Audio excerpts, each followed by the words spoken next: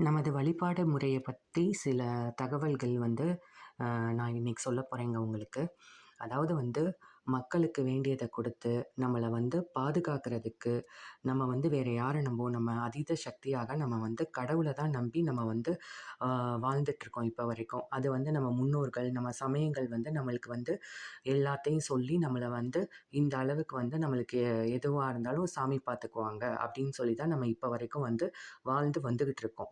அந்த மாதிரி வந்து முன்னாடி காலத்துலலாம் வந்து அதீத சக்தியாக வந்து ஆரம்ப காலத்துல வந்து நெருப்பு, நீர், மலை, நதி, காடு, மரம் என வந்து பல இயற்கையா இருக்கிறத தான் வந்து அதிசக்தி வாய்ந்ததுன்னு சொல்லிட்டு நம்ம வந்து வந்து வணங்கி வந்துகிட்டு இருந்திருக்கோம். அதுக்கடுத்து வந்து மரங்கள வந்து தெய்வங்களாக ஏற்றுக்கொண்டு, அதுக்கடுத்து வந்து நம்ம வந்து வணங்க ஆரம்பிச்சிருக்கோம். அந்த வரலாற்ற தாங்க இப்ப பார்க்க போறோம் நம்ம. வந்து முதலில் வந்து மரம்